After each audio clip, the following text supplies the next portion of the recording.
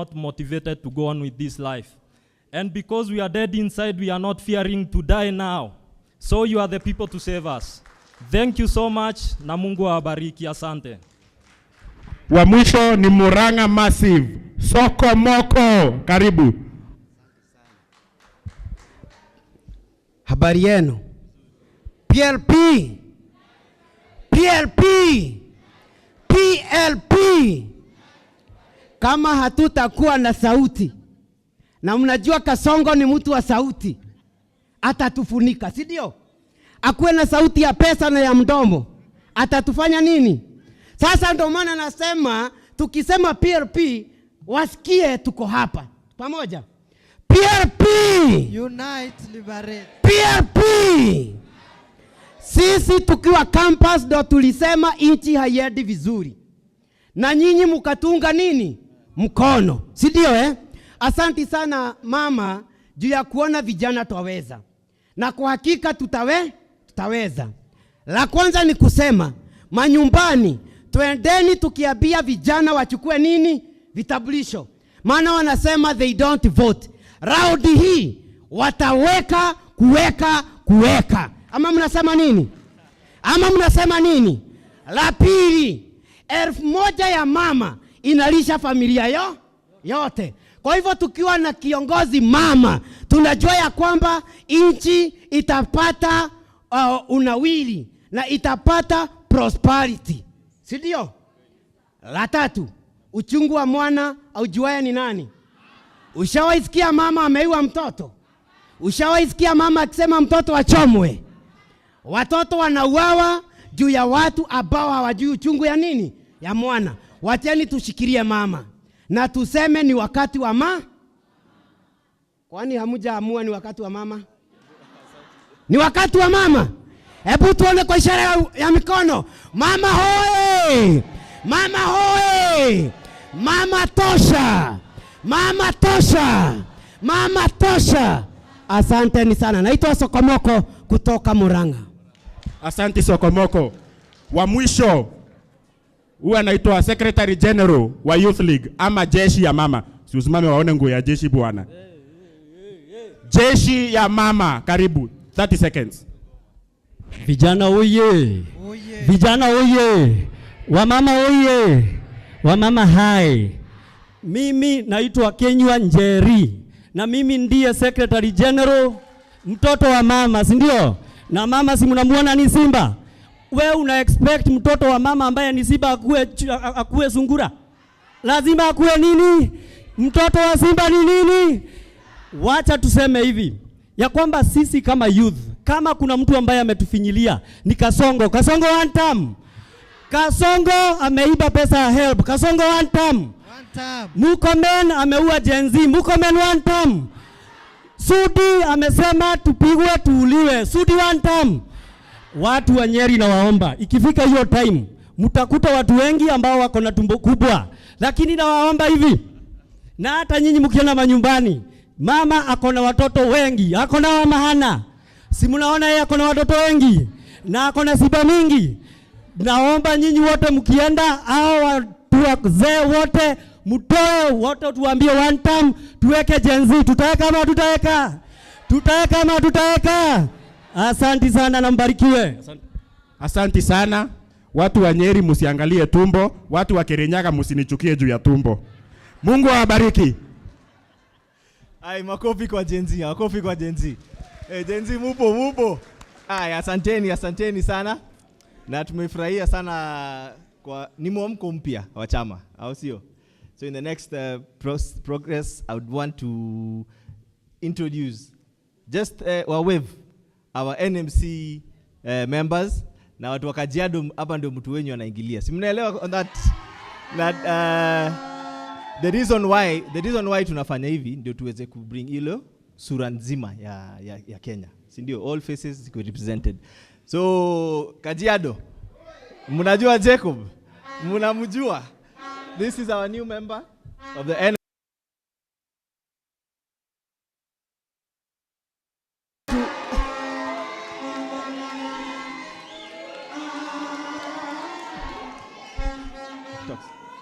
Unaweza kuja usalimie PLP. Unite, liberate. PLP. We are united to liberate. Liberate this country from the shackles of bad governance. Bad governance that has treated our people without dignity. We want Mother Wangari Karua to bring back the dignity of our people that has been eroded, not by foreigners, but by people who are corrupt and people who are insensitive to the plight of Kenyans. Pamoja tutaikomboa Kenya. Jacob Getao, incoming member of parliament, Kajiado West. Mshikilie mama na mshikilie Getao. Asante. Jacob oye! PLP oye! Gen Z oye! Oye! Makomrade oye! Oye! Sasa nimefikia makomrade. Makomrade mupo?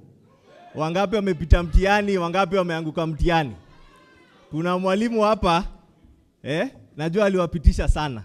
Wangapi wanajua Professor Kagwanja? Wangapi wanamjua? Aya, tusimame makofi. Tumkaribishe hapa sasa. Uwe na kalamu na karatasi.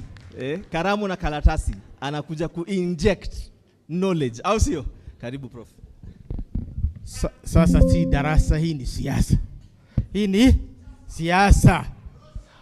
PLP. Unite, liberate. PLP. Unite, liberate. Unite, liberate. PLP. Thank you very much. Amjambo. Karibuni kwa chama, na hii ni chama ya mama. Ukiona profesa hapa, this is our president next year. I was with Kibaki, tukamweka ndani. Mama was there. We were with Uhuru, tukamweka ndani. Who told you we cannot put mama ndani? Tutamweka. Nani wanaunga mama mkono? Mama State House. Mama State House. Sindio? People. Good people. We are at war. We are at war. We are at war for our constitution. We are at war for our democracy. We are at war for the safety and security of our children, our youth, and our neighborhoods. Ukweli ama si kweli? Tuko na hatari. Tuko na hatari kwetu. Are our people not insecure? We need to liberate our nation, to give it back its dignity and sovereignty. Ikue na ile hali ya kupendwa na nchi zingine. Ndio ukiitwa Mkenya unaheshimiwa, si ndio? Kwa nchi za nje na nchi za ndani. That is why we are here, to reform ourselves and prepare ourselves for war. This is not business as usual. It is not business as usual. Ukiona mwalimu ametoka darasa, amekuja siasa, ni mchezo. Mwalimu ametoka University of Nairobi kufundisha diplomats. Huko Institute of Diplomacy and International Studies nimekuja hapa, ni mchezo. Hakuna mchezo. Mama jitayarishe. Mama jitayarishe, tutakupeleka huko ndani. Pengine hutataka, najua kuna wengine hawataki uongozi. Tutakupeleka huko. Tutampeleka mama ama tutampeleka? Mama ataenda State House. Ataingia State House, hata maingia. Na tumeamuru, tumeamini, na tutatenda na tutafanya. Mama ataingia. PLP. Unite, liberate. PLP. PLP. Asanteni sana. Aya, sasa tumefikia kikomo for the, on the introduction. Mmejua leaders wenyu, mmejua NEC, mmejua NMC. Mmewajua? Niko na quiz na nitawapata tu hapo nje. So kwa hayo machache ama mengi, ningependa kumkaribisha wa Secretary General. Msijali, kuna wageni wamefika, ndio kwa maana lazima kuwe na presidential introduction ama kukaribishwa. Na sasa tunataka kabla wapi? Yes. Sasa muimbaji wetu anaweza kuja Na kabla afike naacha niwaibie siri. Wangapi wanataka kujua lineup? Wangapi wanataka kujua lineup? Wangapi wanataka kujua lineup? Hii lineup. Wangapi wanataka kujua lineup? President ni nani? Deputy ni nani? Mnajua wale wengine pia wako na kama hii yetu mahali ingine? Prime Minister ni nani? Mnasikiza ama hamsikii? Mnasikiza ama hamsikii? Na speaker. Sasa unajua huwezi ibiwa mtihani zaidi ya hapo. Sawa? Tutoke na ujumbe ndio hiyo. Sasa wacha nimkaribishe. Yeah. Let us remember. May we remember to remember. Let us remember not to forget. Let us remember to remember our history, her story, our story.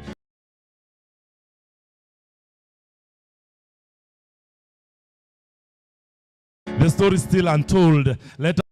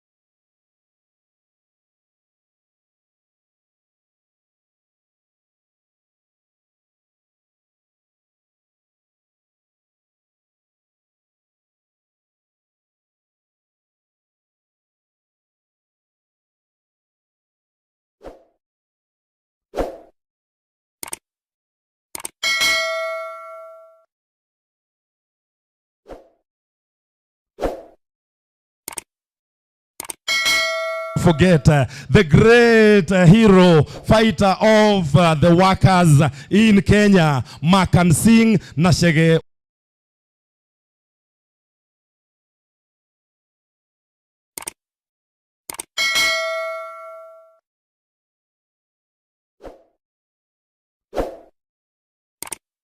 Achieng' Oneko, remember not to forget. Let us remember Jael Mbogo, remember not to forget. Let us remember the first woman parliamentarian in Kenya, Grace Onyango, remember not to forget. Let us remember not to forget. May we remember JM Karaoke, remember not to forget. Let us remember Jean-Marie Seronei, remember not to forget. Let us remember Kipsang Alexander Bishop Muge, remember not to forget. Let us remember Koitalel Arap Samoei, remember not to forget. May we remember not to forget. Let us remember Karemi Ndufu, remember those Mwakenya kids who were thrown into the underground of Nyayo House torture chambers. Remember Tirop Arap Katur, remember Tirop Arap Kitur, remember Karemi Ndufu, remember Buke, remember not to forget Kangede Mungai, remember to remember. May we remember the Gen Z revolution. Let us remember the Gen Z revolution. May we remember Rex Masai. Remember Boniface Karaoke. Remember Muloni from Nyandarua. Remember Jieng from Kisumu. Remember Baby Pendo. Remember the Gen Z. Remember the Gen Z in Matu. Remember the Gen Z in Wangige. Remember the Gen Z of Kabete. Remember the Gen Z of Laikipia. Remember the Gen Z of Mombasa. Remember the Gen Z of Isiolo. Remember the Gen Z of Wajir. Remember all the Gen Z in Kenya. Let us remember to remember. May we remember not to forget that Kasongo must go. Remember, Kasongo. Remember not to forget Kaongo. Remember not to forget Kadingo. Remember Kamwizi. PLP. Unite, liberate. PLP. Unite, liberate. PLP.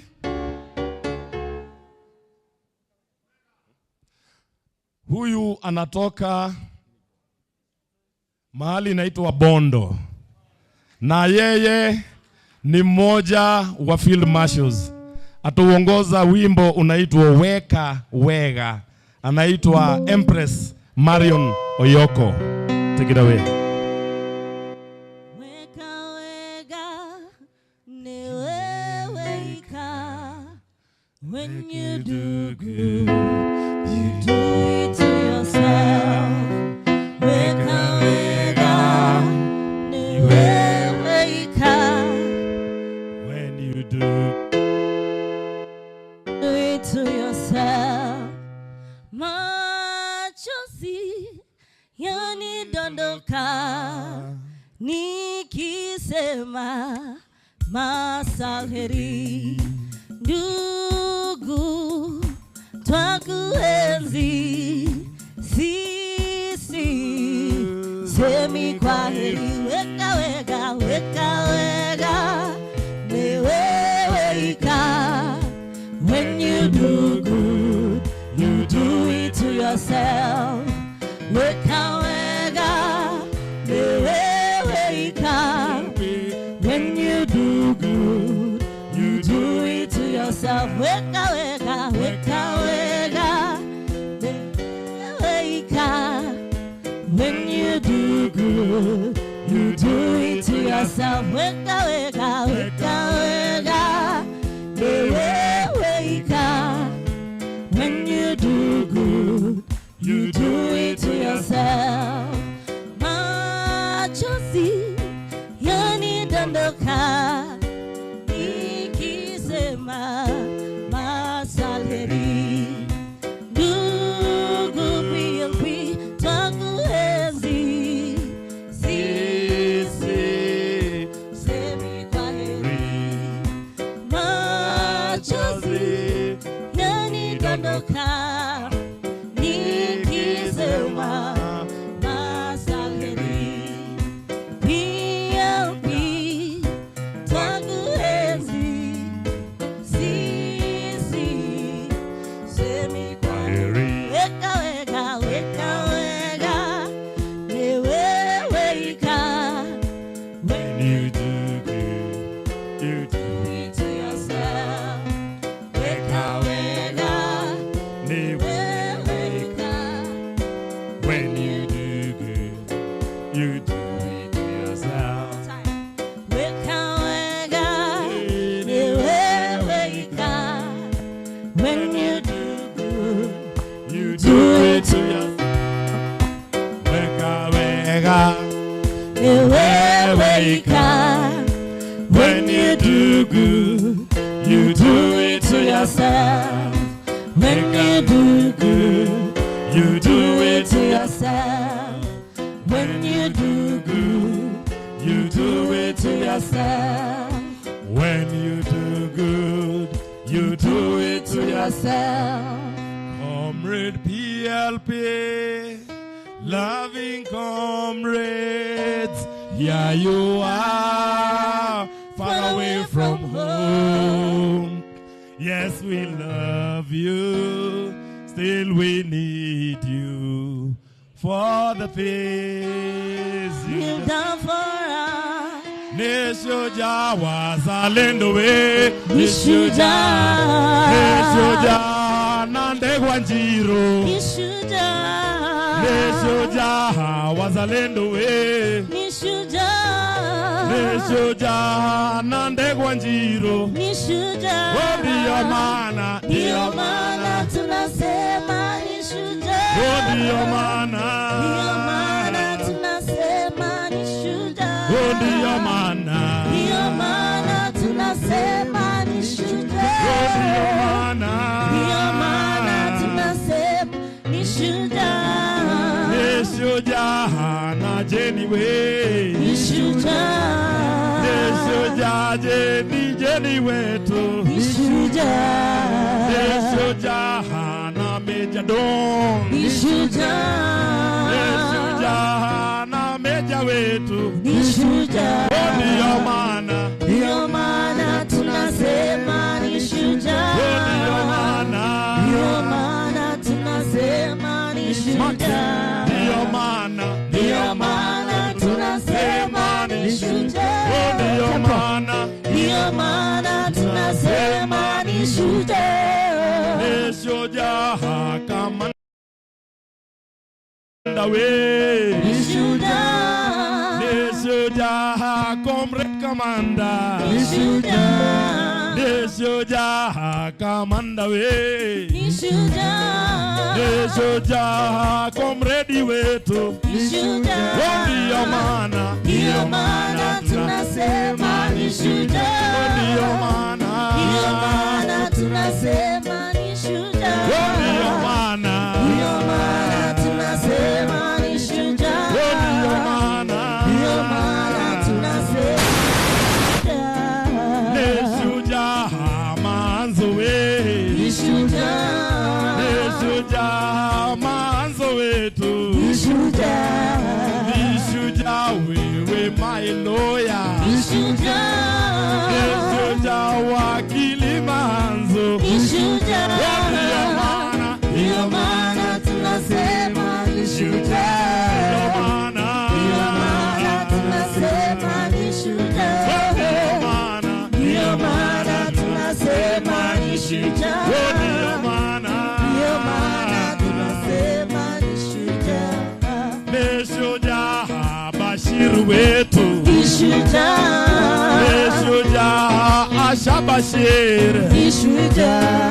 Ni shujaa Modhoni we. Ni shujaa. Ni shujaa Modhoni kansela. Ni shujaa. Ndio maana. Ndio maana tunasema ni shujaa. Ndio maana. Ndio maana tunasema ni shujaa. Ndio maana. Ndio maana tunasema ni shujaa. Ndio maana. Ndio maana tunasema ni shujaa. Ni shujaa Moirore we. Ni shujaa. Ni shujaa comrade Moirore. Ni shujaa. Ni shujaa Gatondo we.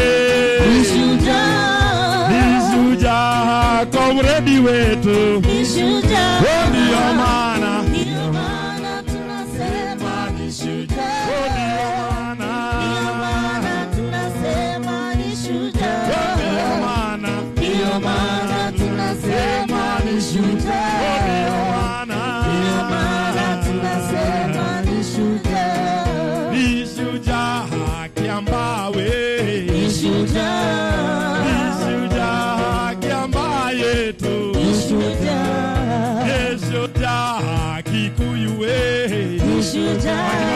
Ni shujaa Kikuyu yetu. Ni shujaa. Ni shujaa Gatondo we. Ni shujaa. Ni shujaa na Roiro yetu. Ni shujaa. Ni shujaa na Dhige we. Ni shujaa. Ni shujaa na Thika yetu. Ni shujaa. Ndio maana. Ndio maana tunasema ni shujaa. Ndio maana. Ndio maana tunasema ni shujaa. Ndio maana. Ndio maana tunasema ni shujaa. Ndio maana.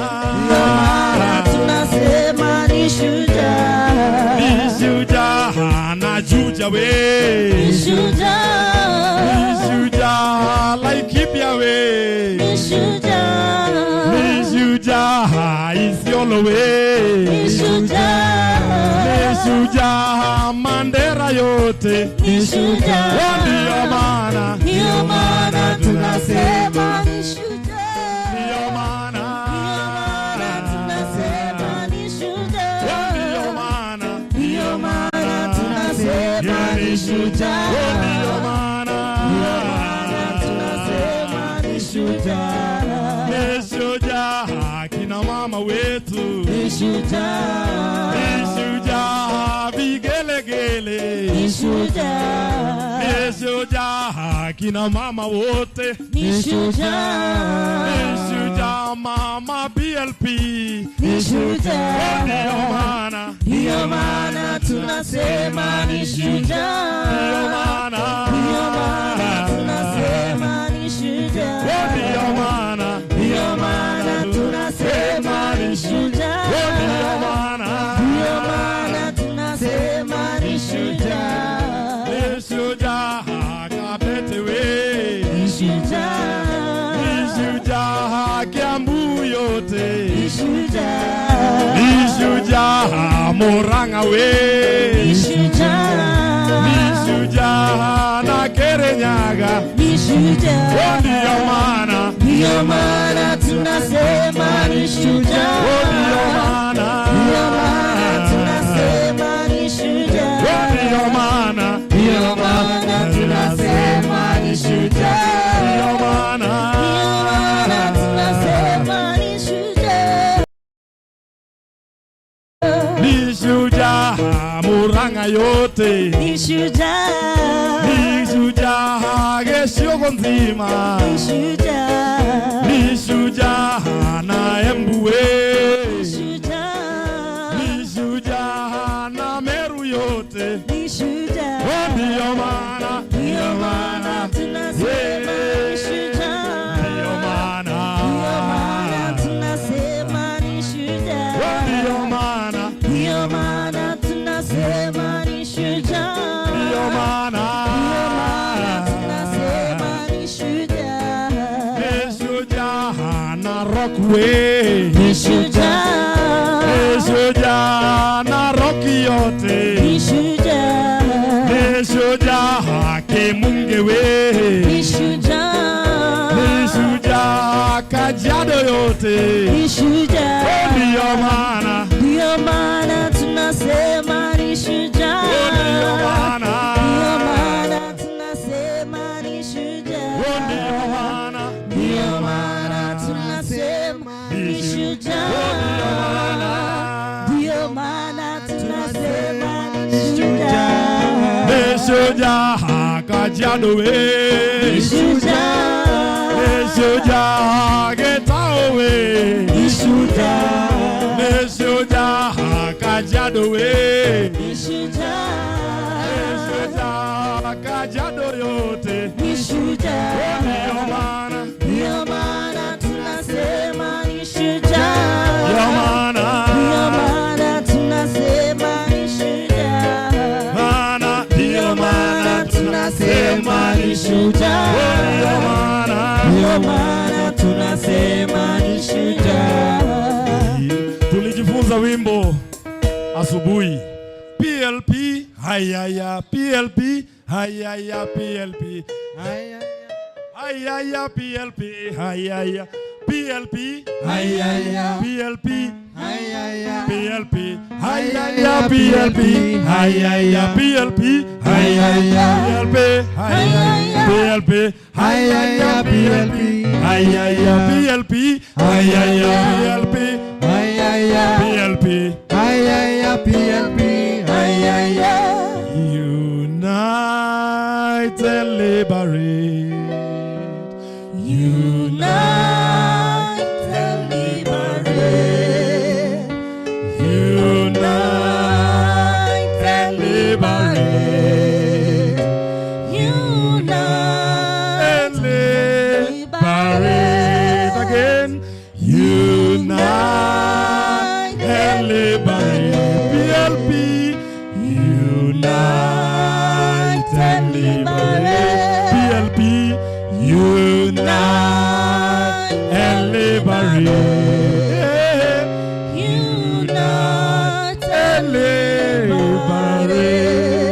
Isiolo PLP, Isiolo PLP, Isiolo PLP, Isiolo PLP, Mandela PLP, Mandela PLP, Mandela PLP, PLP Ijara PLP, Garissa PLP, PLP, Murang'a PLP, Nairobi PLP, Kenya PLP, unite and and liberate. Unite and liberate. Unite and liberate. Unite and liberate. PLP, hayaya, hayaya, hayaya, hayaya. PLP, hayaya, PLP, hayaya, PLP, hayaya, PLP, hayaya, PLP, hayaya, oh, hayaya, PLP, hayaya, PLP, hayaya, PLP, hayaya, PLP, hayaya, PLP, hayaya, PLP, hayaya, PLP, hayaya, PLP, hayaya, PLP, hayaya, unite and liberate. Unite and liberate. Unite and liberate. Unite and liberate. PLP. Unite and liberate. PLP. Unite and liberate. PLP. Unite and liberate. Na juu ya umoja wa opposition tunasema umoja wa opposition, people power. People power, united opposition. United opposition, People power. people power. United opposition. United opposition, People's power. people power. United opposition. Hawaziki, united opposition, People's power. people power. United opposition. Ni shujaa wa walo Shujaa. shujaa, shujaa wetu. Ni shujaa. Haya, unakumbuka hiyo wimbo? Ni shujaa mrezi we. Asante sana. Shujaa. Ni shujaa opposition yetu. Ni shujaa. Ni shujaa one opposition. Ni shujaa. Ni shujaa united wote. Ni shujaa. Ni shujaa wazalendo we. Ni shujaa. Ni shujaa wazalendo wote. Ni shujaa. Ndio maana, Ndio maana tunasema ni shujaa. ndio maana, Ndio maana tunasema ni shujaa. ndio maana, Ndio maana tunasema ni shujaa. ndio maana, Ndio maana tunasema ni shujaa. ni shujaa mithikali ntori. Ni shujaa. Ni shujaa ndugu we Moirori.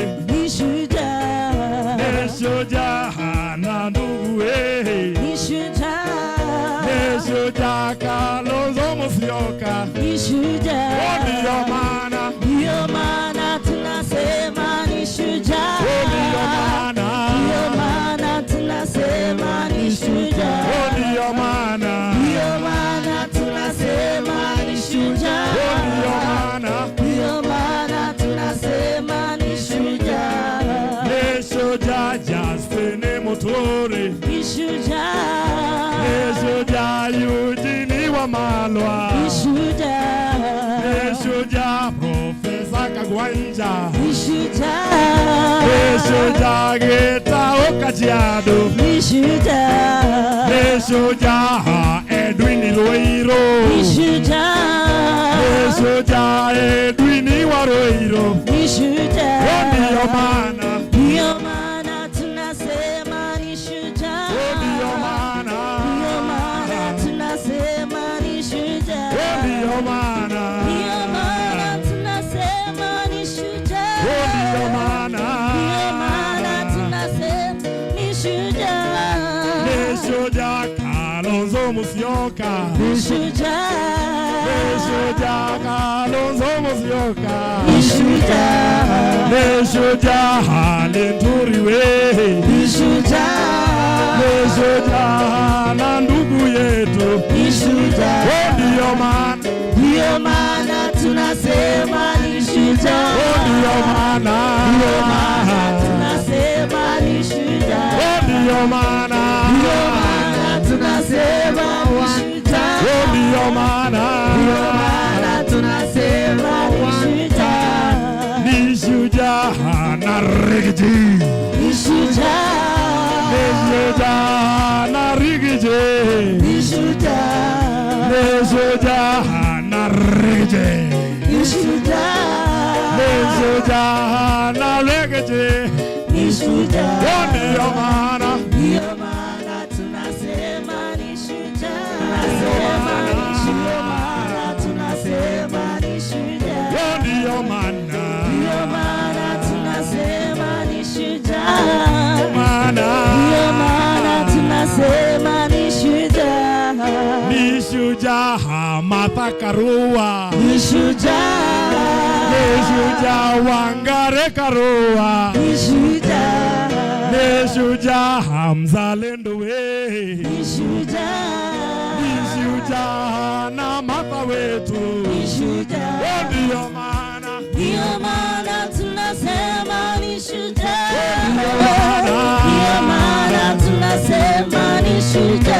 Ndio maana. Ndio maana tunasema nishuja. Ndio maana.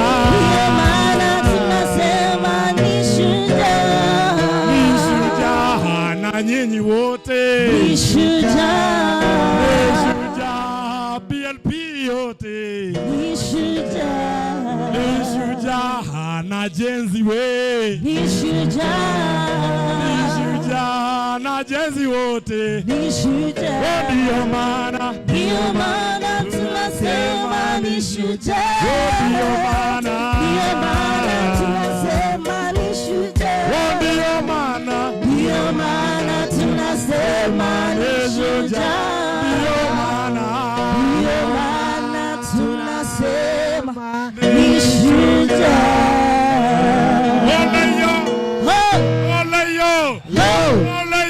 PLP. Unite, liberate. PLP. Unite, liberate. Unite, liberate. PLP. Unite, liberate. PLP. United opposition, people power. United opposition, People's power. people power. United opposition. We love you. We are the field marshals. Asanteni sana. Asanteni sana. Asanteni sana. Tumpe makofi Field Marshal ambaye ni mwanachama wa chama cha PLP. Asante sana. Ningependa kuchukua fursa hii kukaribisha viongozi wetu, vinara, wale wanatupigania kila siku katika umrengo wa upinzani. Ningeanza na commissioner wangu ambaye pia ni kinara wa chama cha Democratic Party, the Honorable former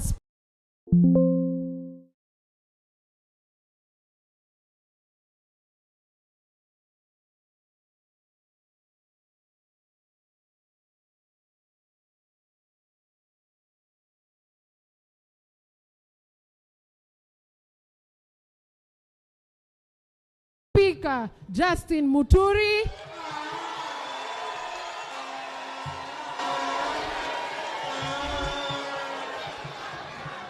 ningependa kwa heshima na taadhima kumkaribisha katika kongamano hili Mheshimiwa Eugene Wamalwa ambaye ni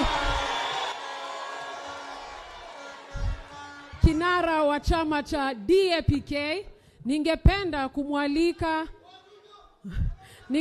kumwalika kinara ambaye pia alikuwa naibu waziri ama vice president, the Honorable Kalonzo Musyoka.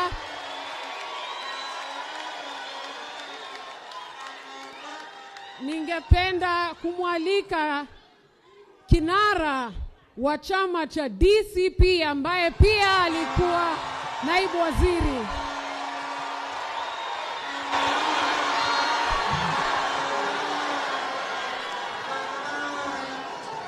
Vinara wetu leo hii tunataka kutambua.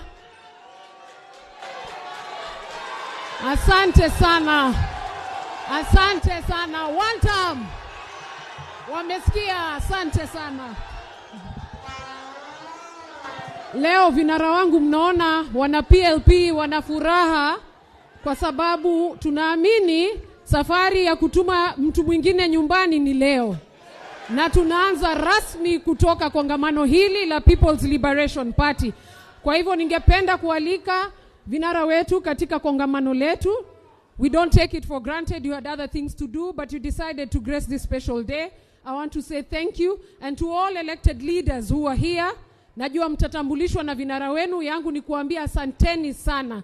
Nilitoka kusema hapo awali, kidole kimoja kiezi vunja chawa. Na kwa hivyo hii chawa lazima tuivunje, na hata ikiwezekana tumfunge. Bila kupoteza muda, ningependa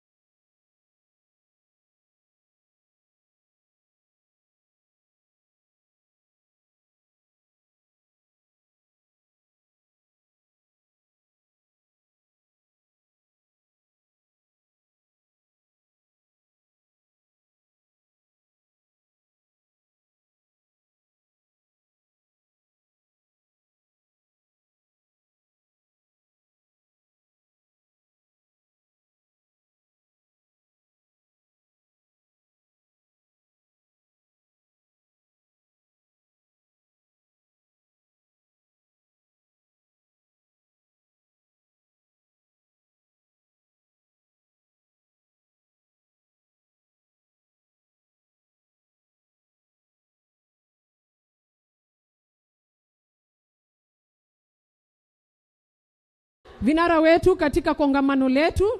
We don't take it for granted. You had other things to do, but you decided to grace this special day. I want to say thank you, and to all elected leaders who are here. Najua mtatambulishwa na vinara wenu. Yangu ni kuambia asanteni sana. Nilitoka kusema hapo awali, kidole kimoja kiezi vunja chawa. Na kwa hivyo hii chawa lazima tuivunje, na hata ikiwezekana tumfunge. Bila kupoteza muda, ningependa kumtambua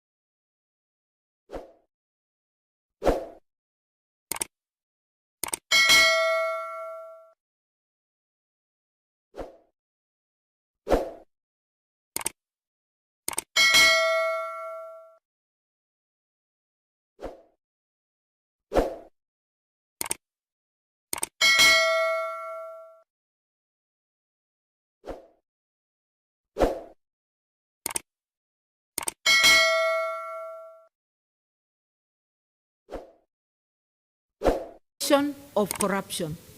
Corruption is the enemy of progress, the saboteur of dreams, and the thief of opportunity.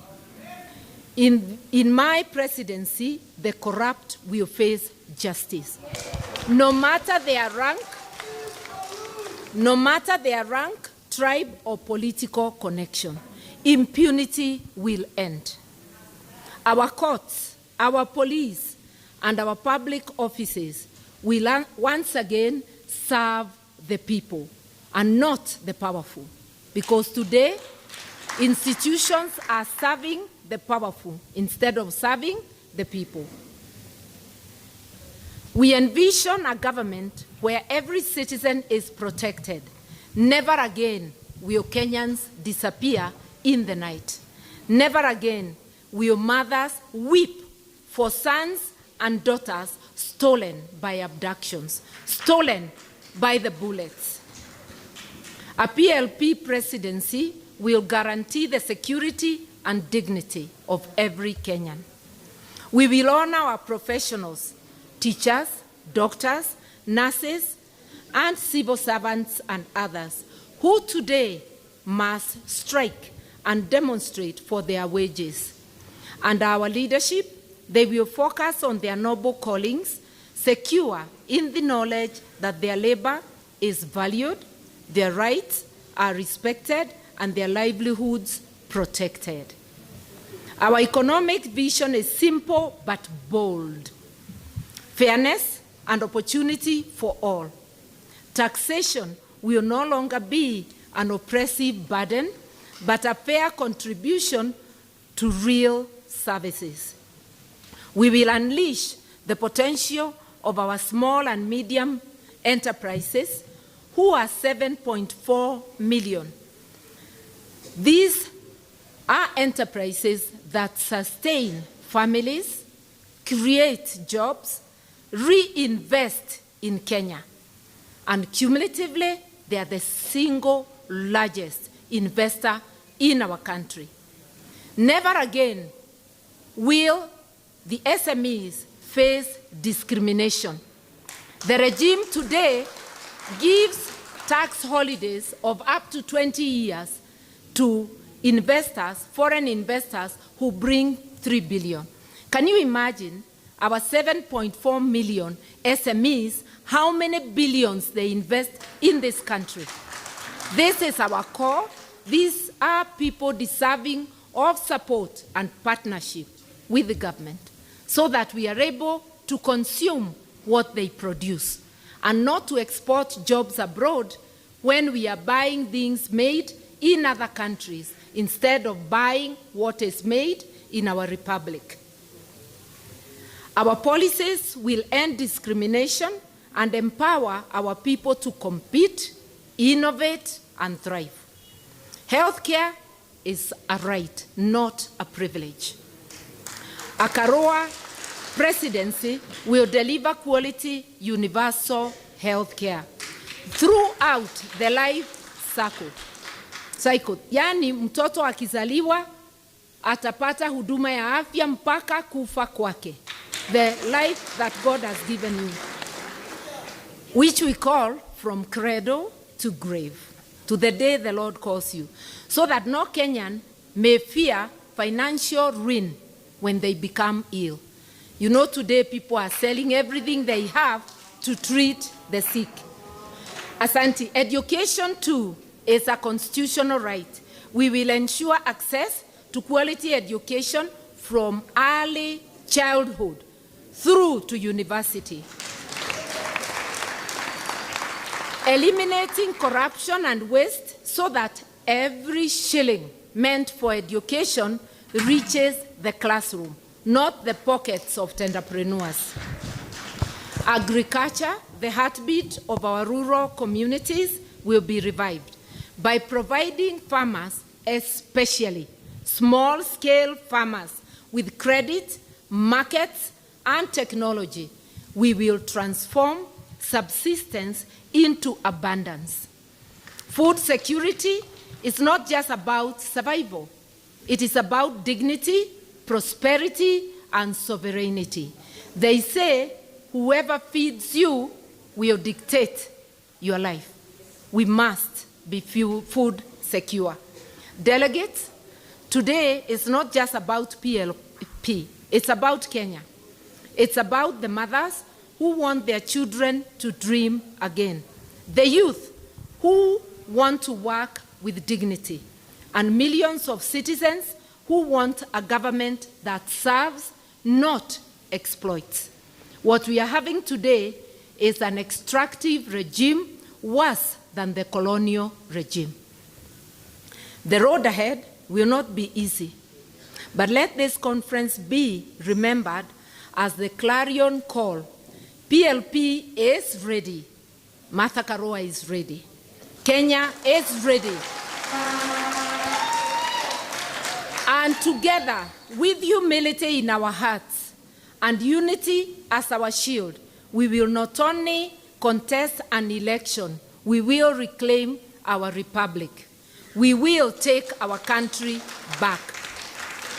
And especially because we know we cannot do it together. My SG was here saying in Kiswahili, kidole moja haiwezi kuua nini? Chawa. That is why we must march on together as a united opposition. We have promised ourselves with my brothers here that each one of us will grow their candidature as a presidential candidate, but at the end of the day, we will subordinate our ambitions to the interest, for the interests of Kenyans. We will sit down and produce one candidate. Na tukija kwenu mashinani, for all the 6 seats, we will find a formula, a fair formula, sio ya kurukia, to find a single candidate for all the 6 seats. We are one people, one purpose, one term.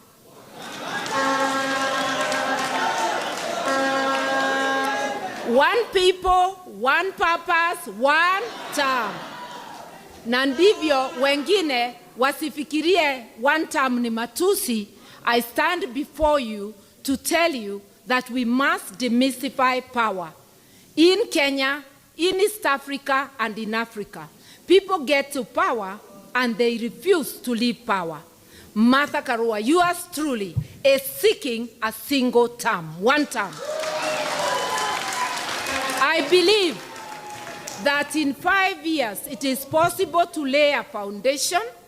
Nobody will ever finish the job of making Kenya prosperous.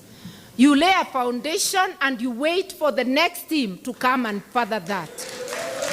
So I want to open by saying I will be seeking one term. One people, one purpose, one term. Wewe unakatalia kwa kiti ukitafuta 2 term, tukisema 1 term, ujue hapa Kenya tutaanza mvumo wa one people, one purpose, one term. Na sio matusi, na kwa hivyo mimi nitakuwa naomba only 1 term. Na tujue keki ya Kenya haijagawa na mama, na vile mama anajua kugawa chakula kidogo, mama anagawa, kila mtu kwa nyumba anafanya nini? Anapata. Keki ya Kenya inatakiwa igawe na mwenye kugawa mpaka kila mtu apate yake. No more exclusion. Mama atakuwa with one people, one purpose, one term. I want to profoundly thank my brothers. Thank you all for attending, and especially also the delegates of the People's Liberation Party. May God bless the People's Liberation Party, the united opposition, and the Republic of Kenya. One people, one purpose, one term. Asanteni sana. Unite, liberate. Asante sana. When people who are determined to oppress group or regroup, then people determined to liberate must regroup. And that is why all Kenyans of goodwill must join hands. We must push back and get our rights.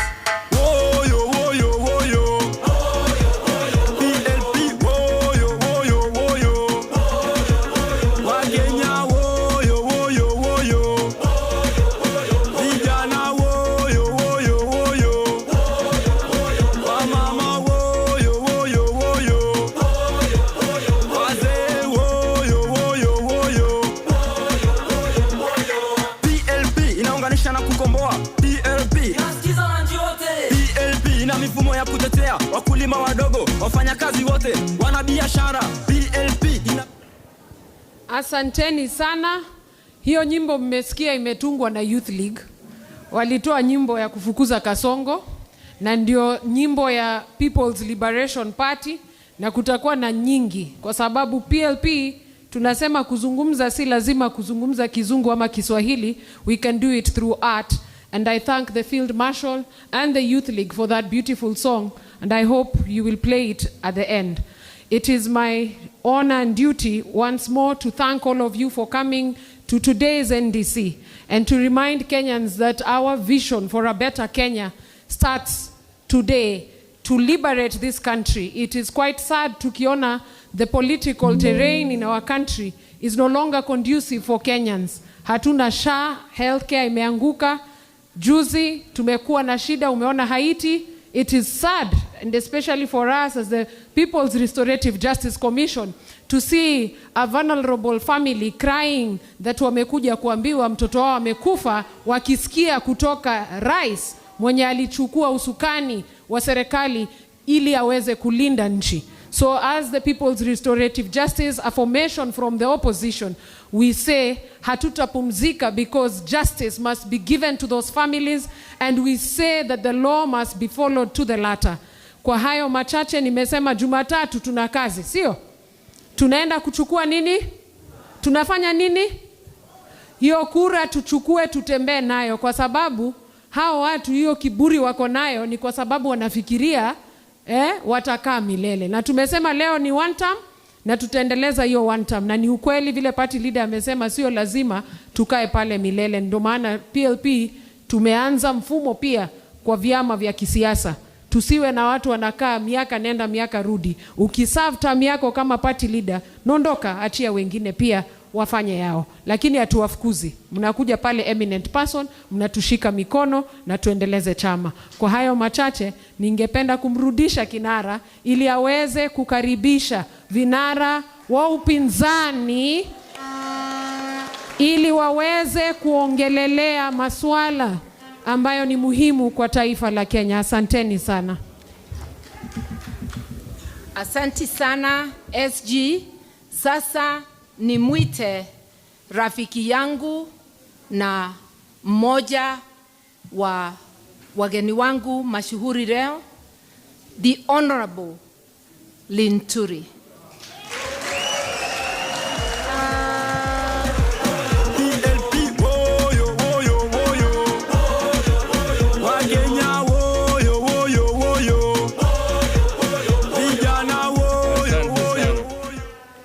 Asante sana Madam Martha Karua, kiongozi wa PLP na mandelegates wote wa PLP.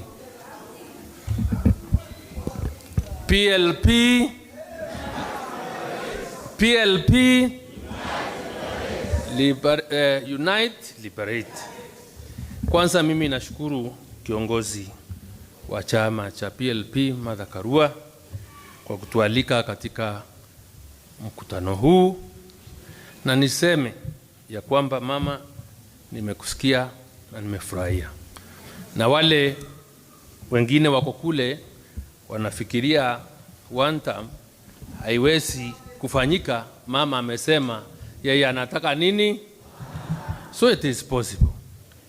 But let me state very clearly, as the National Organizing Secretary of the NDC Party, tukiongozwa na kiongozi wetu wa chama Mheshimiwa Rigathi Gachagua, we are very committed to making sure, because we know our strength is our unity, and because we know that the country is bleeding, and because we know the only way to liberate Kenya is by us coming together, we as the DCP party will work very closely. We will make sure that once the decision is made on who will be the united opposition's flag bearer, sisi tutakuwa hapo na tutasimama hapo. Kwa hivyo tumekuja hapa kudhihirisha ya kwamba huu muungano wa upinzani ni muungano utandumu, ni muungano uko na nia ya kuikomboa Kenya, na ili pia sisi tukijikomboa Kenya imeweza kukombolewa kwa uongozi wa uporaji, kwa uongozi wa uwizi, kwa uongozi wa kuua watoto wetu yule wa Kasongo. And my confirmation is one term is a reality, na Mheshimiwa William Ruto mula kumeandikwa hapo kwa wall, mene tekeli peresi. Asanteni sana. Thank you very much.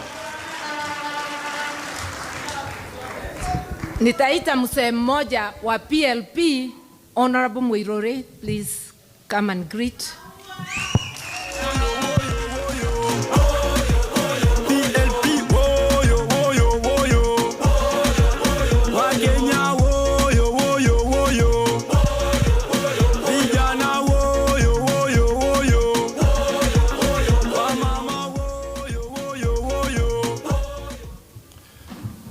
Mheshimiwa Martha Karua, our leader in the PLP, wageni wote wetu ambao mimi nawajua, tulikuwa na mzee Mheshimiwa Kalonzo Musyoka bunge wa Molo, tulikuwa na ndugu yako mkubwa kijana wa Malwa yangu sana, tulikuwa na JB Muturi bunge pamoja. Karibuni sana katika mkutano wetu wa leo, na tumefurahi sana. My name is Mheshimiwa Patrick Mwiruri, na mimi nilikuwa mbunge wa Gatundu North miaka 10, na wakati Martha Karua ni minister wa maji, Justice and Constitutional Affairs, mimi pia ni minister wa agriculture katika serikali ya Kibaki, na tumekuwa pamoja na yeye all the way through mpaka wa leo, na hatuwezi kuachana. Umesikia vile amesema, tunakubali sisi wote kwamba nyinyi viongozi ambao mko hapa, we beg you to remain united. The country is bleeding. Hata huyo mtu anatawala sasa, naitwa Ruto, tulikuwa na yeye bunge miaka 10. Na mimi namjua. Na tulijaribu kuwaambia watu, huyu mtu hapana mtu mzuri. Huyu ni mtu mbaya sana. Tulijaribu sana. Sasa watu wamejionea. Na hakuna mambo ingine. Simple. Nyinyi watu mshikane pamoja. Na msiwachane hata kidogo. Me, I remember towards the year 2002, tulienda Nakuru, Lake Nakuru Lodge. Tulikuwa tunatafuta ni nani atakuwa flag bearer wa opposition. The late Moi Kibaki was there with his lieutenants. Mimi nilikuwa mmoja wao. Charity Ngilu alikuwa hapo na lieutenants wake. The late kijana wa Malwa was there with his lieutenants. Na tuliongea sana. Dakika mwisho tukasema Kibaki iko na kura ya kutosha. The late kijana wa Malwa akasema mimi am surrendering my rights kusimama uchaguzi, kaunga Kibaki mkono. So what I'm advising you, I'm telling you as one of the elders, that when you sit down, we will be there. Ukisema ni Kalonzo, iko na experience ya kutosha. Mimi namjua sana. Ukisema ni Martha Karua, iko na experience ya kutosha. Mimi najua sana. Lakini for heaven's sake, namuomba msiwachane. Asante sana. Thank you. Muniruhusu, I now go to the principals, and the principals are free to recognize members of their delegation. I have friends in their delegation, namuona nyote, but allow me to leave it to the principals. Let me go to them directly. And I will not begin in any order, it's just how they are seated. My friend, I call you Mr. Speaker, but it is none other but the Honorable Justin Muturi of the Democratic Party.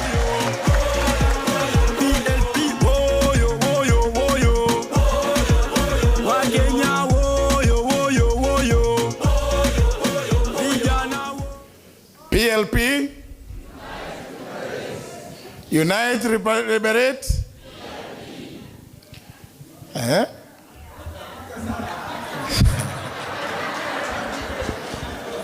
Haya. My sister Martha Karua, the leader of the People's Liberation Party, who is our host today, my dear brothers, party leaders, Honorable Stephen Kalonzo Musyoka, Rigiji, and I think you may have to do some deed poll. My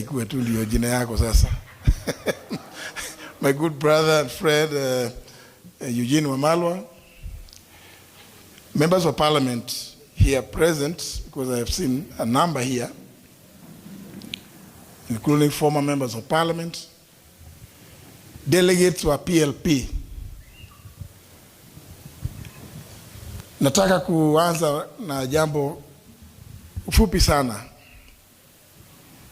kwamba sisi kama United Opposition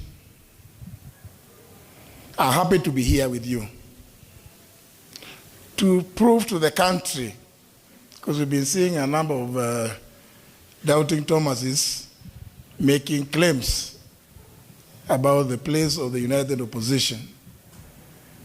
Our presence here is testament that we are here for the long haul.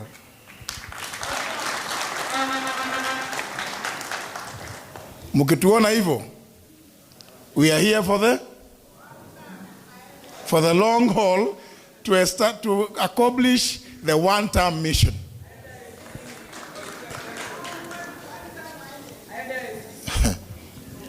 Na mimi kama vile the SG Asha amesema hapo awali, the United Opposition gave us some responsibility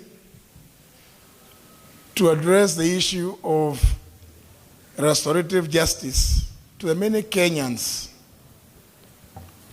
who have suffered under the hands of William Ruto. And we are moving. I want to assure you that we are moving. We are making progress. It's only that we have to establish robust systems that Kasongo and his nefarious teams cannot frustrate. Because we do not believe that those mothers, fathers, brothers and sisters who today, up to now, do not know where their loved ones are. There are others who know that, yes, they were killed. But there are others who don't know where their kin are. But William Ruto, because a guy who likes theater, he likes theatrics, is on record standing before the entire world saying that hata wale ambao walikuwa wameshikwa tumerudisha kwa familia zao.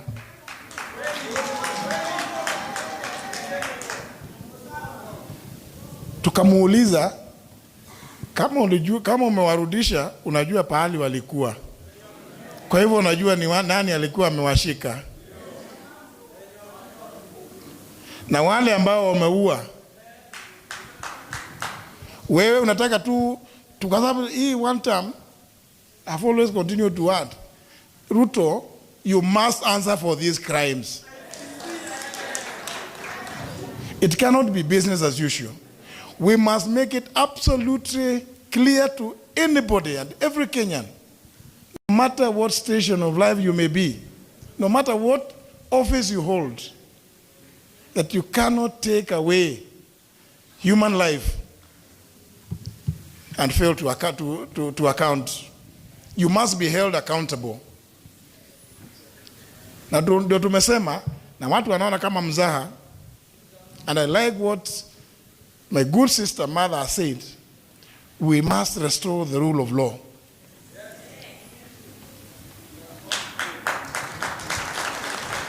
It is not enough that we will actually, because I think you Kenyans,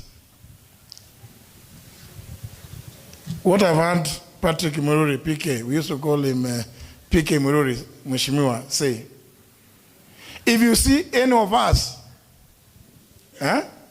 akiteleza, huyo mjue ni nani? Msaliti. Can we resolve that at this kongamano la PLP? That mukiona mmoja wetu akiteleza, huyo atakuwa nani? Msaliti. We want to tell you, we are united, and we don't want to be told by William Ruto ati ajenda ni gani. And I like what my brother Rigiji says. Hakuna haja ati tukuambia ati iko hii ni manifesto. No. The first thing, one term. Second thing, one term. Third thing, one term. Yangu ya nne, ICC ama committee. And I say that without any fear of contradiction, because what William Ruto has done to this country has never been done by any other leader. This place, State House, is supposed to be a seat of power, isn't it? Now it has become a campaign headquarters for William Ruto and his blood-based something? Blood-based government. It has become, he talks about Sokohuru, but Sokohuru iko hapa, isn't it? It has become the campaign headquarters here. In fact, I don't know whether they ever go to the headquarters ya chama. Wale wanaenda huko ni ile kijana Hassan Omar na wengine. Yeye, the chief campaigner, ako hapa. hii barabara sasa imekuwa kupitika saa zingine ni shinda, kwa sababu mabasi za shule watu kuja surely. You know, I sympathize with my good friends, the members of parliament who are here, because there's nothing they can do. Budget zile walipitisha, hakuna pahali imeandikwa empowerment. Na nimekuwa nikitema, na let me repeat it here. Thank you, Mother, for inviting us. Let me say it here. When William Ruto started this thing they are calling SHA, Izoma bills, and I have a witness here in none other than Riggy G, tukiwa mkutano wa cabinet Kakamega. Wakati niletewa hizo mabill nikauliza mimi how do you allow me out AG ati weka sahihi ati tupitishe kabisa hiki kitu gani? Nikasema hapana, it's not possible, it's never done that way. But you know, when you refuse to do something with the rule, and it's of good reason, you become incompetent in the eyes of William Ruto. But recently, this year, wale ambao waliangalia wakati kulikuwa na interviews for selecting or electing the IEBC commissioners, I felt actually, one of the mornings I felt so vindicated. Because I was saying, I don't want to put my friend Riggy G as the only one to say he's aware that I refused. But somebody came up and owned up, alipoulizwa apeane umaarufu wake, experience, umefanya nini na nini na nini. Somebody, one lady, a lawyer, alisema, mimi nimefanya hii, hata hizi bill zote za kutengeza hii inaitwa universal health coverage, bring us to what we are calling SHA, SHIF, ni mimi nilifanya. There's a lady who admitted actually. So, but you know, I'll tell you because anyway, I'm not the one who said it. She said it. Alikuwa anaulizwa experience ya ile kazi amefanya. Surely, the things that William has committed this country to through that SHA, absolute nonsense. And many of these things are things that he does for purposes of optics. Hata hiyo siku hiyo alisema, no, JB unajua iko hii, tuliambia watu tutafanya hivi na nataka kwenda iko na mikutano huko Kamega, lazima niambie watu, tunaanza universal health coverage. But you know, unaenda kudanganya wananchi for no reason at all. Nimesikia kijana mmoja amesema ni wa kutoka ni 49th girl child ya Wanga. How do you mkutano walikuwa naenda kuambiwa tunawaletea universal health coverage, and there was nothing at the time. Mimi nimekataa, nikasema hizo bill ziletwe kwangu. They were never brought. You know, many people, you know, they will listen to my brother Riggy G say things and they think, were these things true? Were they real? I stand before you as a witness. Because there are very many atrocious things. And that's why many of us sympathize with the situation that this country is in. And that's why I say, no matter what ambition we may have in ourselves, we must subordinate those ambitions to the greater good of this country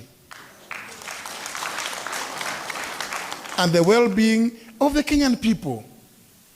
Everybody who takes a state office swears by the Constitution that they will defend, protect, uphold the Constitution, among other things, to protect the dignity of the citizens of the Republic of Kenya.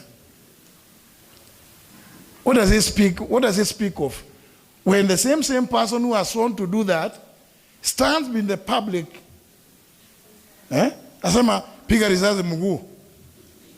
Asib kupigwa mguu ni, I mean, is he playing hockey?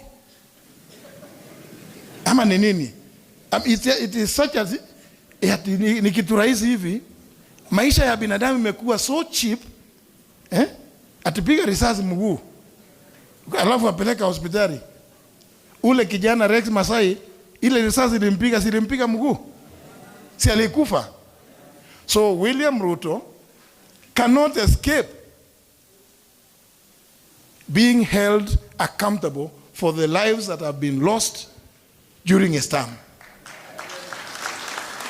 And we in the United Opposition want to assure Kenyans that with your support, as we exit William Ruto, as we surely shall do, you must also continue to support us to make sure that William Ruto is held accountable.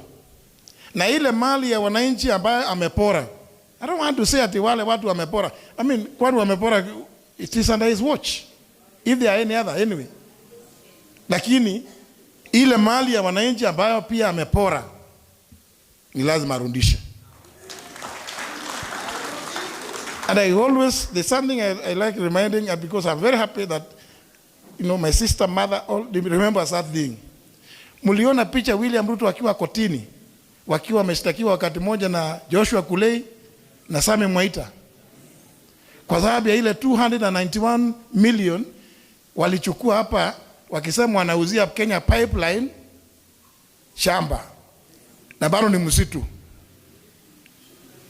I remember my sister pushed that thing, because when I was a chairman of Public Investments Committee, and he was a member of my party, he tried to come to tell me ati, oh, JB unajua hiyo maneno sijui, wakati ulikuwa KANU, nikamwambia hapana, mimi sikuona hiyo.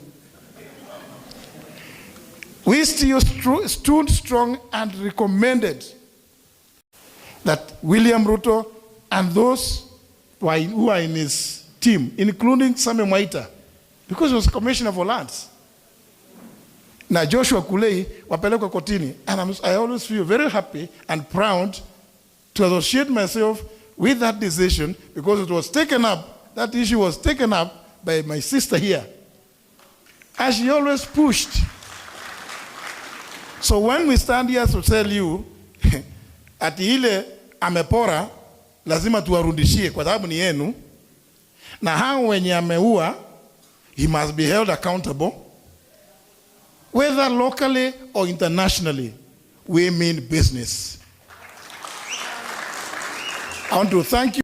Stop at that point, but still congratulate you for holding your NDC, and congratulate my dear sister, mother, and say, we've heard you, and we've heard you loud and clear. Na tumesikia mambo yale mother ametuambia, what her presidency would entail. Simomesikia? It's exactly the same thing that we in the opposition want to see. And therefore, we must remain united. Thank you very much. God bless you. Asante sana JB. Asante sana kinara wa DP, a witness to the atrocities being committed by one William Ruto. And now, without much ado, I'll call my younger brother and friend and party leader for DAPK, Honorable Eugene Wamalwa.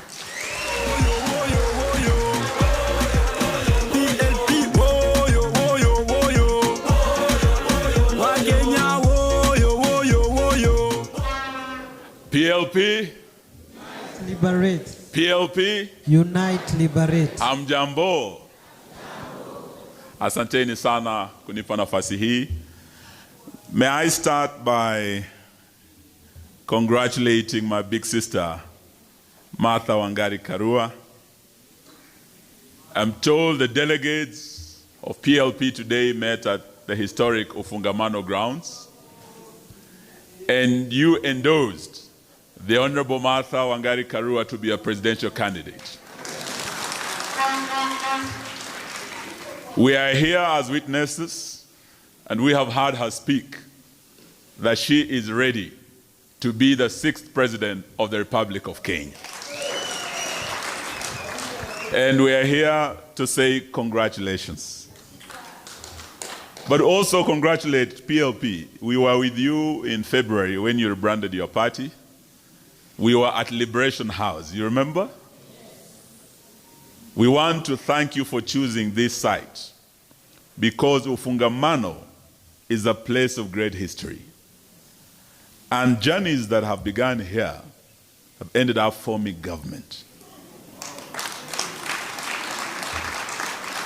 The Honorable Patrick Muiruri, my friend and the friend of my late brother Kijana Wamalwa, told you they met in Nakuru. He was there with Kibaki, my late brother Mike and Gilu. What he didn't tell you was that from Nakuru, they came to Ufungamano. This is the place where they announced the formation of the NAC government. They say sometimes history repeats itself. I want you to remember this day when we formed the next government, and we are just across that fence, in that house, after one term, Yahuyo Mutu, you remember that journey began where? Here. And it began today. So we are very, very honored to be here with you. And I want to say to my big sister, I was honored by the Democratic Action Party to take up the flag bearer into the next race. And today, seeing the PLP giving you that honor, may I say to you, it's just not an honorable thing, it is also a very onerous task you have undertaken.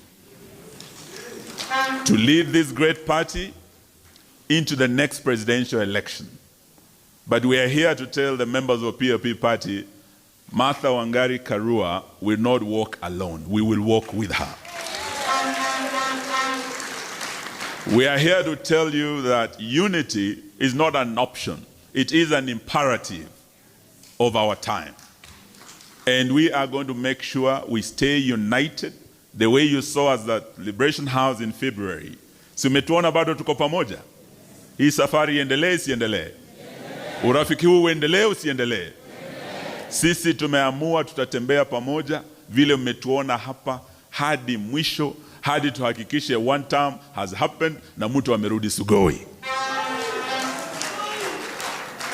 We also want to assure you that the woman you have chosen as your leader and flag bearer, I have met great women in this continent who became president.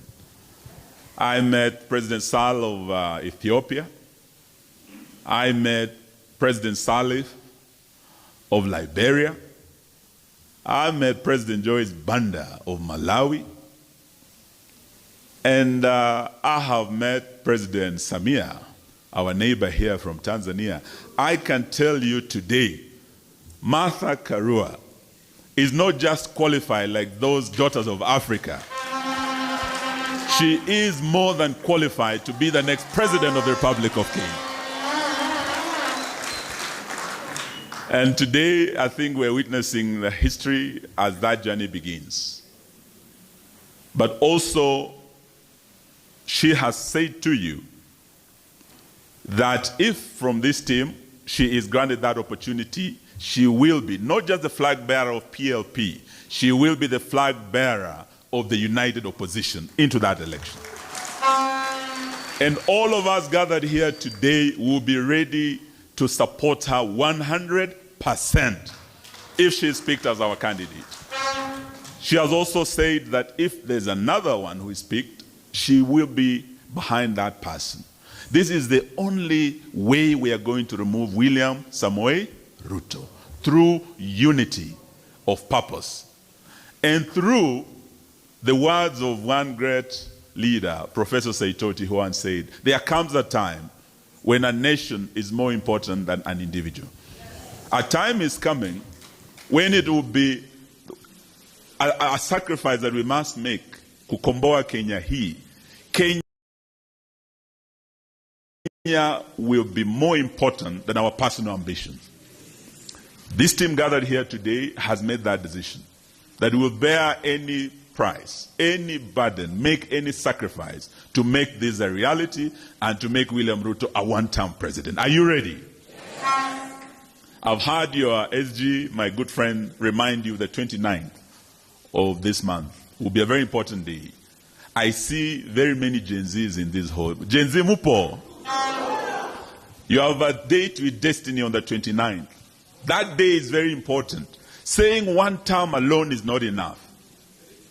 Getting out, getting IDs, registering as voters beginning 29th Monday is the only way we are going to make one term a reality. Are you ready? Sisi tuko tayari, tutatembea pamoja. For William Ruto, we watched him speak at the UN, and he was very passionate about Haiti. Today, Kenya knows there was something fishy about the Haiti mission. Kalonzo Musyoka and I were the first ones to question the legality of that mission, because this government went against court orders that declared the Haiti mission deployment unconstitutional and lawful. They went ahead and deployed irregardless. That baby has become an illegitimate baby. William Ruto was left holding that baby alone. I watched the American President Trump speak about many issues of global importance and of importance to America, and Haiti was not one of them. Why did William Ruto go out of his way, commit our troops, and commit our resources? Over 2 billion shillings, taxpayers' money, went to this mission. Over $200 million US given by the American government has not been accounted for. Today, that mission comes to an end. We are asking, and not asking, we are demanding that William Ruto does the honorable thing. As this mission ends, because it's ending, let him bring our officers back home.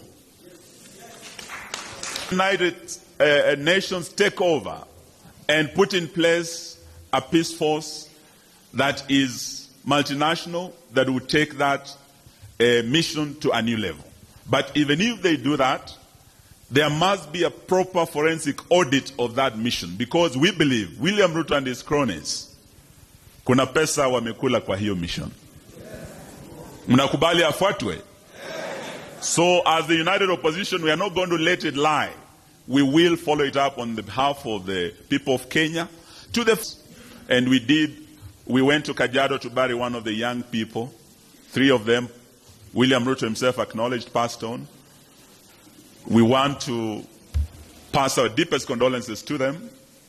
And as we move forward, this team is ready for the job you are going to give them. Martha Karua was my predecessor at the Ministry of Water. The water reforms she brought in Kenya today is what has put Kenya on the global map. She again preceded me at the Ministry of Justice. The constitution that you enjoy today in this country. Success has many fathers and mothers, but one of the leaders who led the way, the trailblazer, who made it possible for constitutional review to be done and our new constitution to be in place, was none other than the Minister for Justice then, the Honorable Martha Karua. I was honored to go to that ministry after her, and we remained friends for many years. We implemented what she put in place, and today we can say that we have a team. Apart from her, we have a Speaker Muturi here, who was a minister. We have 2 gentlemen here who have been second in command in our country. The 10th Vice President of the Republic of Kenya, Kalonzo Musyoka, is part of this team. The second Deputy President of the Republic of Kenya, Rigathi Gachagua, is part of this team. What you are seeing here is a team that is ready on day one to lead this country. It is a team that has worked with Kibaki and put in place the best policies this country has seen. A team, some of us have worked with Uhuru, some of the best policies in the health sector, in education, including Linda Mama, including Educare, policies that work, free primary education under Kibaki. This is a team that from day one will reverse the bad and failed policies of this failed regime. Beginning with Sha, She, She, Sho. Beginning with housing levy, which is the biggest scandal ever.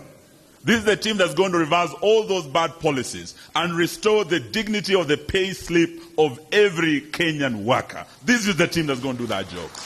So we ask you to work with us, to walk with us, to support us, and it is my pleasure to say to my big sister, Hongera, and to say to her also, one term is not a bad thing. Kuna watu wa William Ruto wanafikiria tukisema one term tunamkosea heshima. Hapana. Ukienda Malawi, si Rais Chakwera amepewa one term, si ndio? Wiki hii, Malawi wameamua. Because Chakweranomics failed. Just the way Rutonomics has failed Kenyans. Na wamemwambia aende asiende. Ukienda Liberia, George where nomics failed. Just the way Rutonomics have failed Kenyans. Huyo jamaa wa Liberia alikuwa the same age as Ruto. Aliambiwa ni one. Good luck Jonathan kule Nigeria. Aliambiwa ni one. So Ruto tukikwambia one term, Wakenya wakiamua itakuwa one.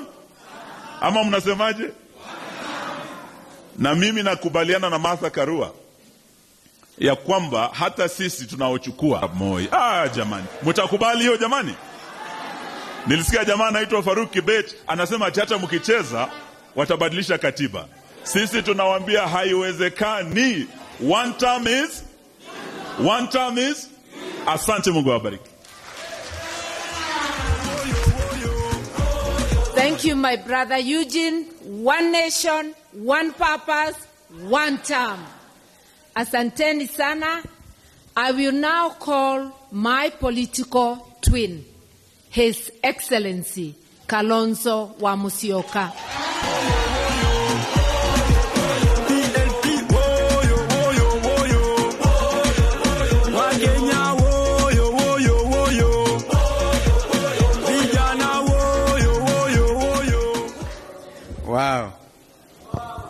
Wow.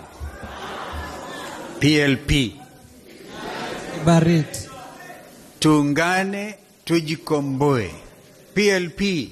Tuungane tujikomboe. Sounds wonderful. Well, our sister Mother Wangari Karua, my colleagues Rigi G, I seem to agree with our friend JB. I am as a senior counsel. I can do the deed poll to get Rigi G as the name. Our brother Eugene, delegates wa PLP, yetu tu ni wakupongeza, ni kuwapongezeni kongamano hili mahala hapa pa historia, fahari kubwa katika ujenzi wa taifa letu, na vile vile kugharamia hata safari ya kuhakikisha kwamba tumepata katiba mpya, ufungamano, na hata leo tumekuja kufungamana.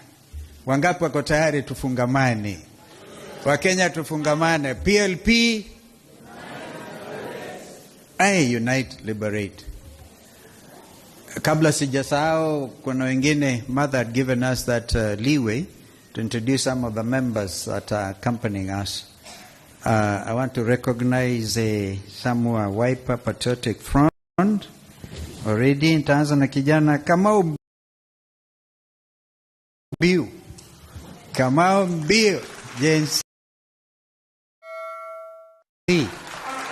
Gen C.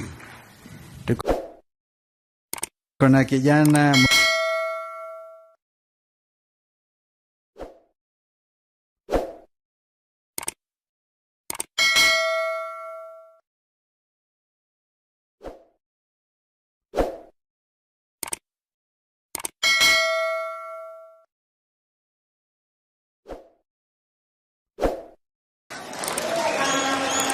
Mamba Ngangari Restorative Justice Commission anaiongoza ndugu yetu JB Muturi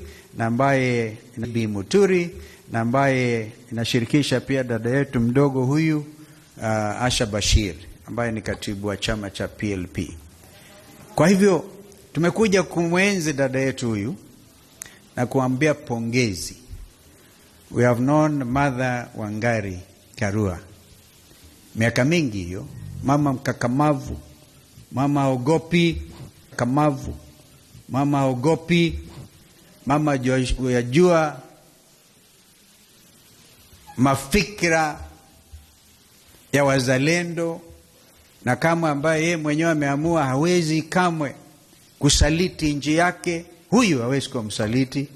Mama Wangari Kadhai, twakuenzi. Na kwa hivyo najiunga na yale wenzangu amesema, hasa ndugu Eugene ameongea kwa kirefu juu yako. Yote haya tukubaliana nayo, na ili tujaribu kuokoa wakati, niruhusu tu ni yakariri pengine yale ambayo wamesema wazi. You made it clear. You have today declared your presidential candidate. We respect that. And we know you mean business. And the united opposition is going to stand together and honor and respect these aspirations. Hapa ufungamano, safari ikianza, basi hatuna budi ila na sisi tuamue kwa kauli moja kwamba kamwe hatutarudi nyuma. And now William Ruto leads a government that believes in money laundering. Money laundering to the extent that our country now is listed in the grey list of countries that even sponsor through money laundering excesses like terrorism and other things. Grey listed. Now amebuni tabia nyingine, instead of money laundering, and I've watched him at the UN, reputation laundering. Waniuliza hicho ni nini? Reputation laundering has everything to do with doing things that will enhance your reputation. Well, you don't mean it. A good example, William Ruto anasema yanayofanyika kule Sudan. Women are abducted, they are raped, wanapigwa na magoons, talking to the world about Sudan, while back at home is doing exactly what he's talking about. In other words, he wants the world to believe that this is a man who stands for human rights, but at home he's doing the opposite. What do you call that? Reputation laundering. But Kenyans know better. Na ndio wataamua, watamweka one. Yaani nyinyi mnaamini? Mko tayari kweli?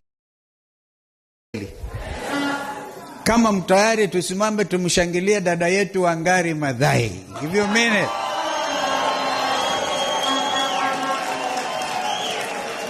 One town. Martha Karua, Rigiji, Linturi, Eugene Wamalwa, JB Muturi, ufungamano yote. Sisi wote wapinzani, lakini hatukai upinzani. We want to make these guys seriously. Don't internalize opposition. Do not internalize opposition. We are the government in waiting. Wangapi wanakubali hiyo? Yaani tunaunda serikali.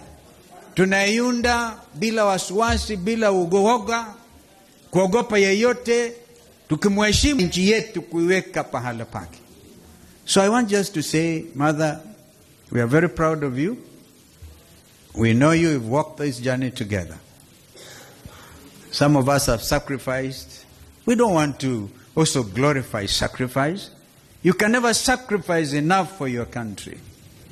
And so, 29th, vijana, chukueni kama una kitambulisho kwanza, hanza hapo. Kitambulisho na registrar of persons awe mstari wa mbele kuhakikisha kwamba vijana ambao wamefika umri wa miaka 18 bila matatizo, kuulizwa mambo mengi, anapata kitambulisho, kisha baadaye aanze safari ya kuchukua voter registration, awe asajiliwe kama mpiga kura. Alafu a year and something less than 2 years down the line, Wakenya na waulizeni, kumbukeni the sacrifice our forefathers made. They fought in the forest. They didn't count how many days they were going to do it. General Waruingi and others, Field Marshal Kimathi, who deliberately gave out their life for us.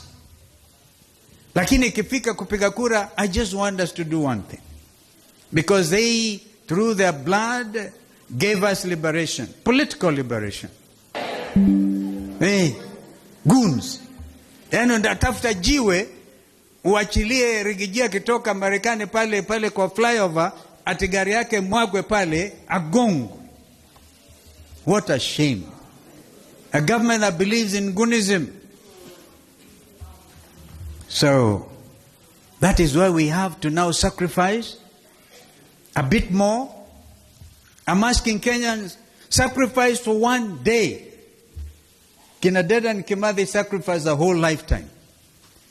Whether it will be the 9th of August, I'm not quite sure the date, those who do better calculation can tell us, or whether it is 11th of August 2027, amkeni mapema. Sacrifice one day. It will be worth sacrificing, particularly everybody who knows that their pay slips have been raided by this overtaxing regime. And we have made it clear what we shall do.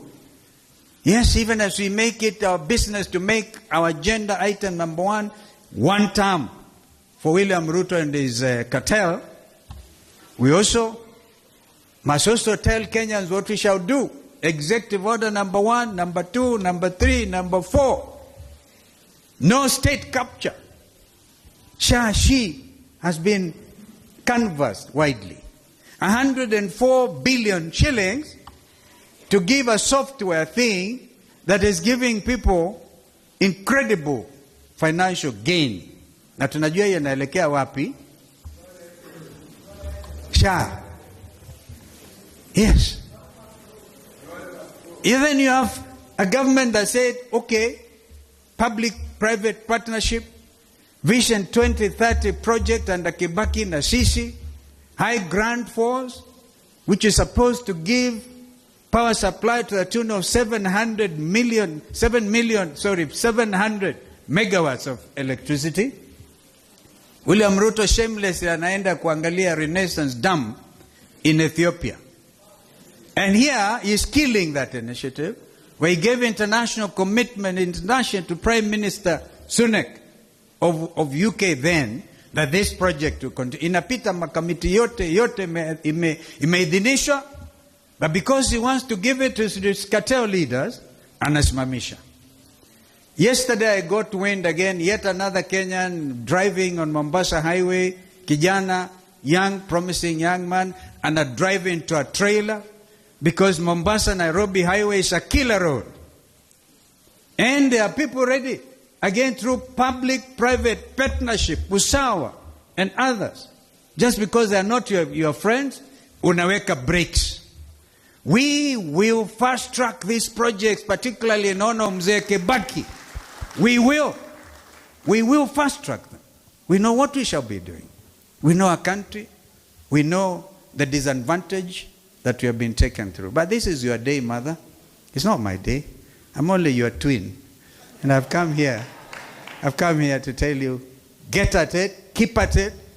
Together we will prevail, and it is Kenyans, God first, ambaye atatusaidia. Kwa hivyo Kenya, even adopt a polling station. Finally, as Mother comes, even if William Ruto continues to abuse power by making State House an eating place, a crime scene, as my brother puts it, even if he's going to call the whole IEBC to State House and declare himself the chairman of IEBC, Kenyans are very clear. He will be one term. Kwa hivyo basi, asena asante sana, asanteni sana. I think we could talk on and on, but this is Mother's Day. You made it very clear. Thank you. Thank you so much. Asante sana, my political twin. One nation, one purpose, one term. Before I call my brother, I had greetings from Matiang'i, who is being painted red today. He's in Jubilee. And they're having a similar event. It's only fair that I give that. I also want to ask my colleagues, when Rigiji finishes, we shall all join him on stage for that one photo of a united team. So without much ado, I invite my brother, who is gifted in giving us snippets like one term. Rigiji.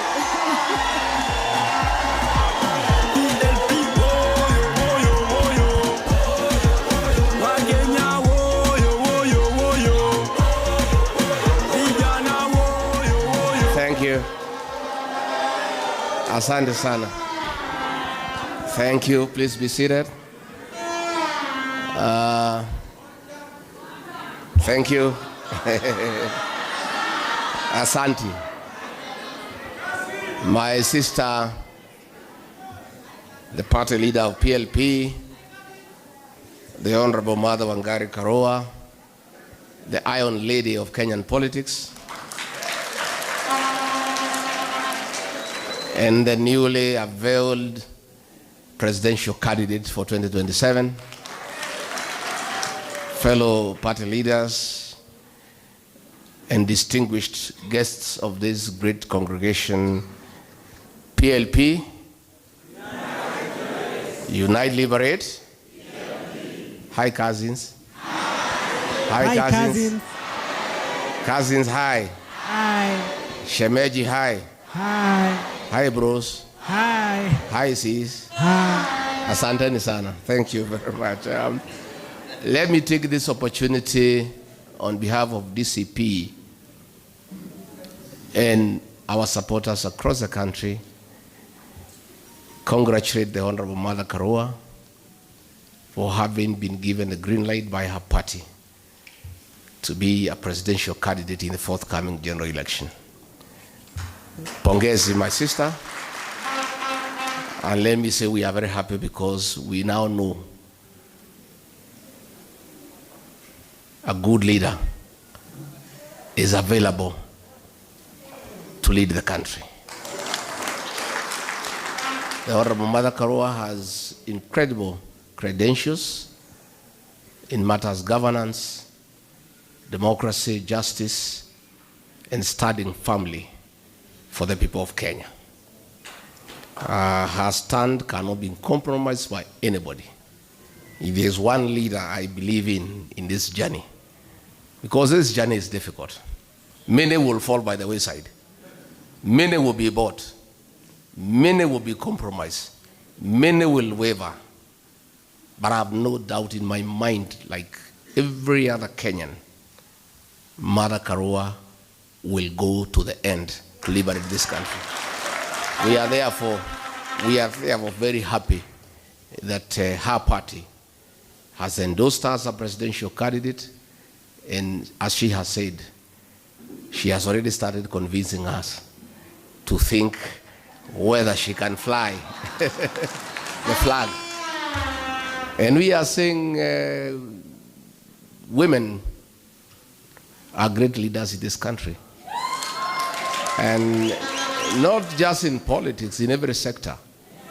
In business, in agriculture, in church, in all spheres of influence. Our women have proven that they can be trusted with leadership. They are passionate and they mean well for the people of Kenya. I'm sure everybody knows. So we have a great leader, and the people of Kenya have a choice to make. Let me say, let nobody worry that Mother here is a presidential candidate Kalonzo Musyoka is presidential candidate, Ricky G is presidential candidate, Eugene Wamalwa is presidential candidate. As the Honorable Mother has put it, let everybody go and mobilize for votes. Go and sell your candidature, sell your vision, and convince Kenyans that you can be president. And then when we sit, as it has been very well explained, we want to assure the people of Kenya that we shall sacrifice.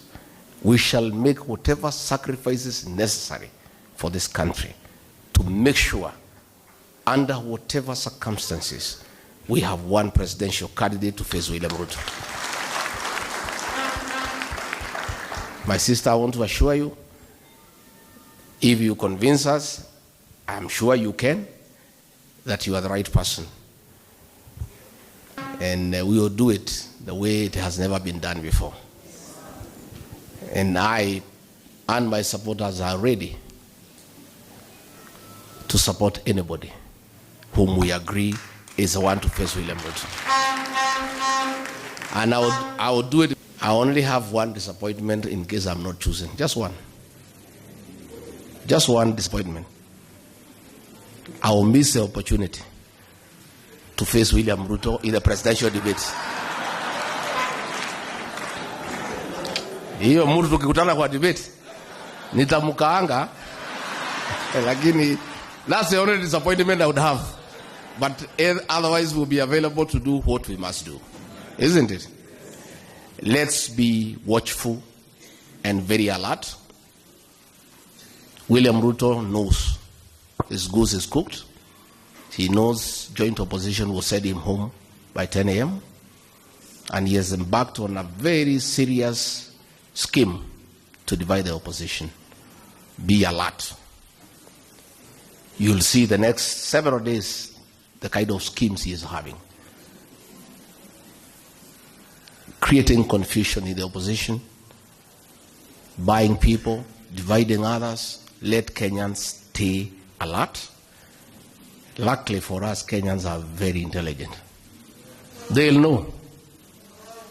When they see a mole, somebody being used to divide the opposition, they'll know. Let Kenyans be alert. But for us here, we must stay together because Kenyans expect no less. We cannot fail this country because if we did and this guy came back, there will be no country here. Isn't it? All public resources have been looted. State House is a crime scene. Money for capitation is what is being used to bribe people in State House. Money for SHA is what is being used to bribe people. Even this Haiti thing, William Ruto cannot go to the UN to talk about criminal gangs in Haiti when we are having criminal gangs here in Nairobi and in Kenya being accompanied by police to terrorize Kenyans. William Ruto has turned to use of criminal gangs to harass opponents, to disrupt meetings. During Sabasaba, criminal gangs under police supervision were burning supermarkets. They were stealing from people. In Kikuyu police station, where courts of law were torched, the Inspector General of Police went there with CS Murkomen, and 11 police officers were promoted on merit for having allowed and supervised the burning of the courts by gangs. Yeah? So, there is no way he can go to the UN and pretend that he is very concerned about criminal gangs in Haiti, when in this country, he is using criminal gangs to terrorize Kenyans. The last time he had a tour of Nairobi for 6 days, he was walking goons. When unveiling a housing program, he actually introduced one of the goon leaders in Nairobi and gave him the presidential microphone to talk to the people. That's how pretending to look very holy, the way he cheated us with the Bible. Lakini wazungu wako huko walimuonea 18. Saying how concerned he is about Haiti. It is because stealing public funds. And that is why it is continuing. As the Honorable Eugene have said, William Ruto, let the policemen come back here and deal with crime. In Nairobi, are being mugged during daylight.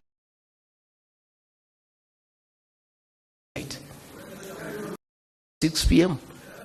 And instead of these policemen coming here to help us deal with those gangs, they are somewhere in Haiti being killed and being butchered.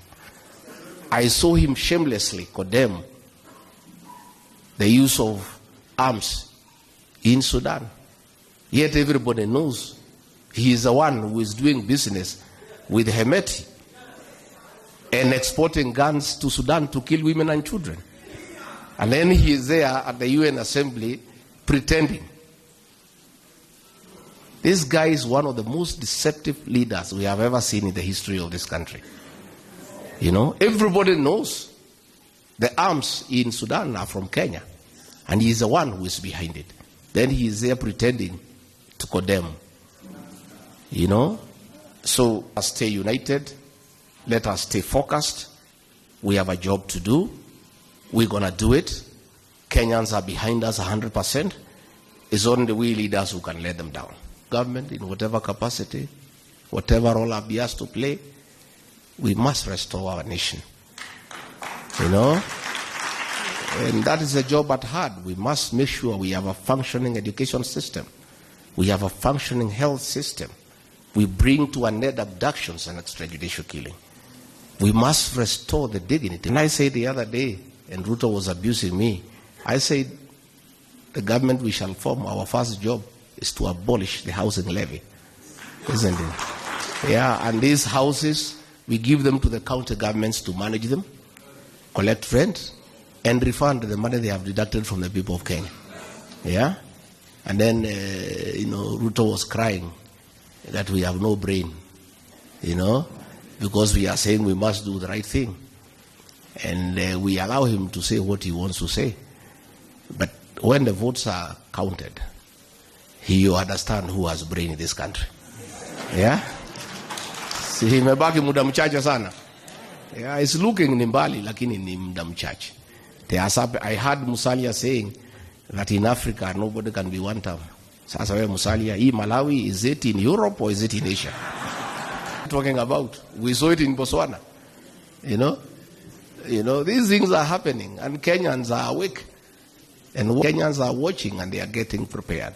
So Jenzimbo, please, mchukue vitambulisho na mchukue kura. The smartphone is very good, and we applaud you, and we really are very happy by enlightening Kenyans on what is going on. But the true and the real transformation of this country will happen on the ballot box.